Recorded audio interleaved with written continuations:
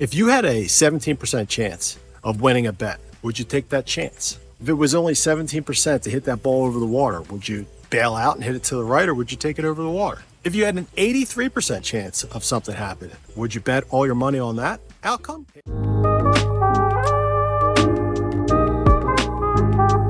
Hey, Chip Watson, Jersey Shore real estate experts, brokered by EXP Realty. Thanks for tuning into our newsletter. If you're not a subscriber, please click the link and follow us. We're always trying to bring you real content as to what's happening here at the Jersey Shore. In today's newsletter, I want to cover a recent DEP and state of New Jersey concern that we are having here at the Jersey Shore. So what's happening?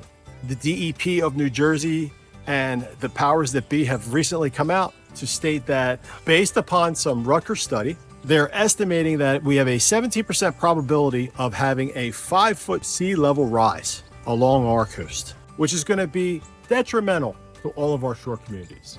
As it stands now, 70% of our properties in Cape May County sit in a flood risk area. That value is about $45 billion worth of property. So based upon this, we could be seeing some major changes in New Jersey. I want you as a property owner and somebody who loves going to the beach to stay in touch with what's going on. Be a voice to your neighborhoods, to your communities, because we need to push back on having more information to make more intelligent decisions. How's that? And then to sum it all up for you, we are under the pressure of the government that is trying to change our building height restrictions and everything that correlates with flooding to projections that are based upon a very small amount of time over a longer period of time. So let me help you out with this. Since 1900 until 2024, which is today, our sea level has risen in New Jersey 18 inches, a total of 18 inches.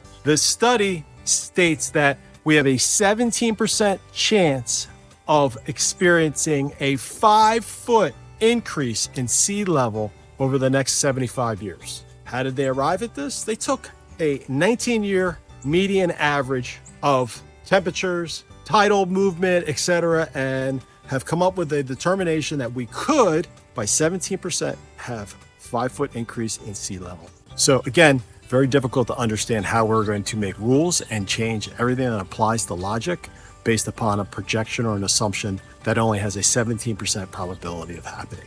Again, our sea level has only risen 18 inches over the past 125 years. What makes it think we're going to raise 5 feet over the next 75 years? In a day and age where up is down and down is up, left is right, we don't know if we're coming or going. It just adds to more confusion. And I hope that you all pay attention and speak out to the powers that be, that we cannot allow our government of New Jersey to dictate rules that make absolutely no sense. It not only affects you, it affects everyone in New Jersey.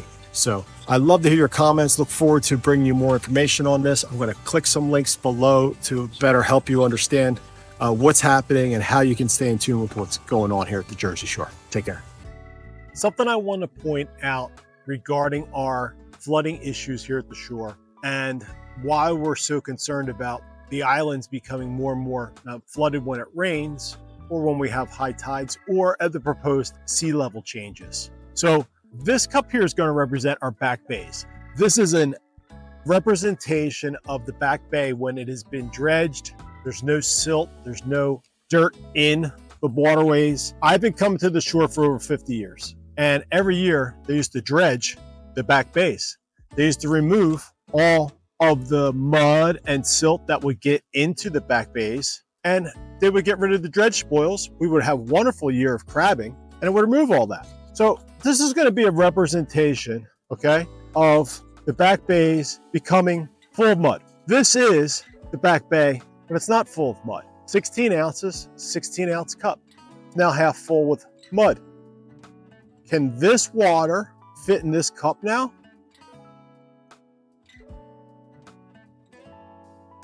Wow, it's pretty amazing. Same amount of water no longer fits in the same size cup.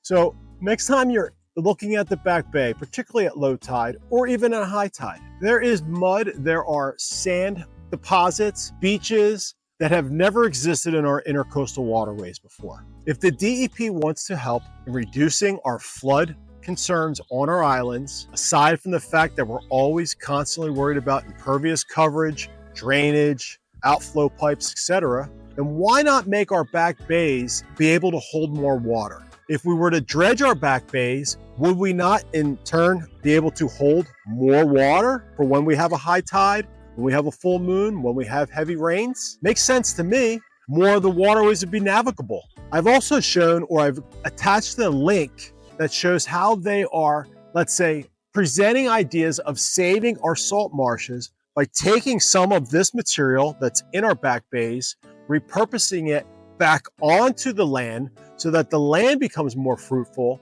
the grasses grow better, and then we don't have water, let's say, erosion of our salt marshes, which are pretty much the basic beginning of life in our tributaries. So let's just put that in perspective. I wanted to add a little more clarity and a real showing as to what's happening, as to why we can't take the amount of water we used to take. Like I said, 50 years I've been coming to the shore. We used to always dredge our back bays. Why is that no longer a topic? Why is that not a consideration as to why we're experiencing flooding that we've never seen before? Make it a great day.